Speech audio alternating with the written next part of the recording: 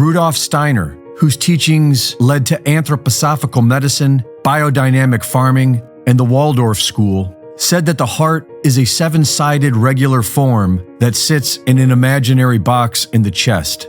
Regular means that all seven sides are identical.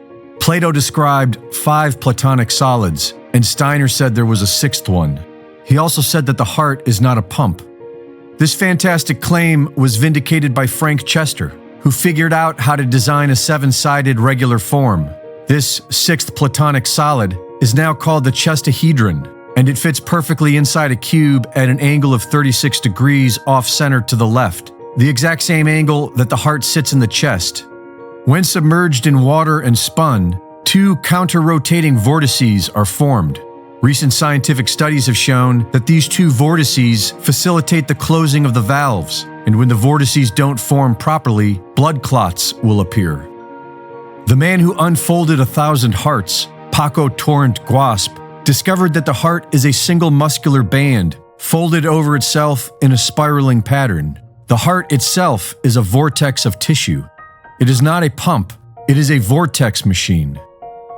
For centuries, it was believed that matter can only exist in 3 states, such as water, which can exist as liquid, ice, and vapor.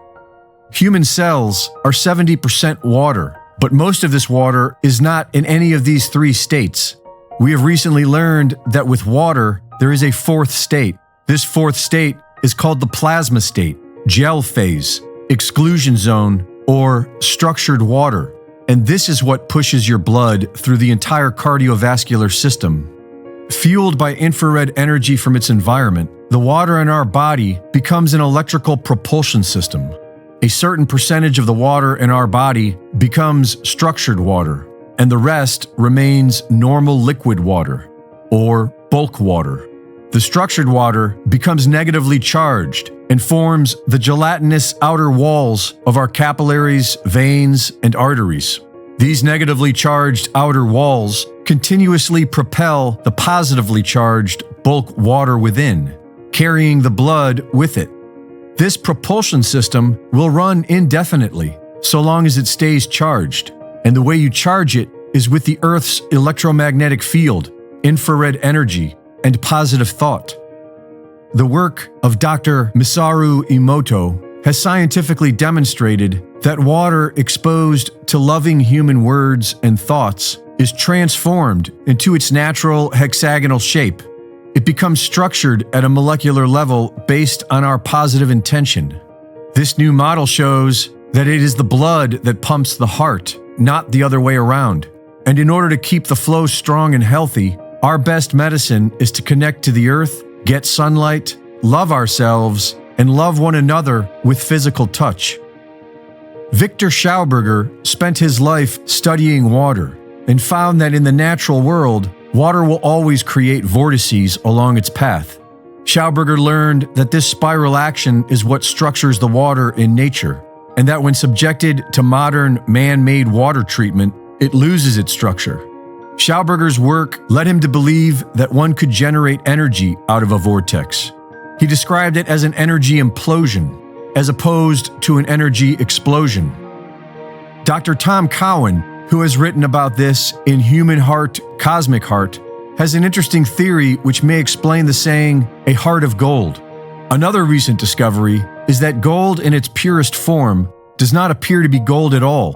Under the right conditions, normal physical gold can be transformed into a fine white powder known as monatomic gold. This monatomic gold has been studied by multiple advanced laboratories, and it has very strange properties. It can be made to levitate and disappear.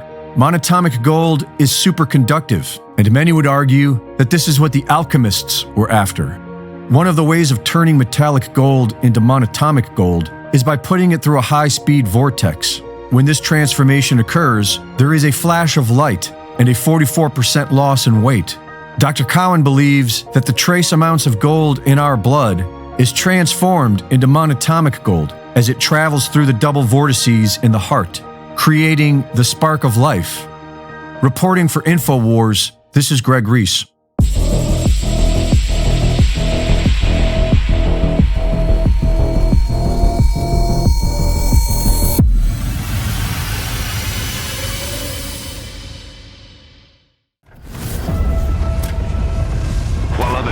just lie to you about what's happening now. InfoWars tells you the truth about what's happening next.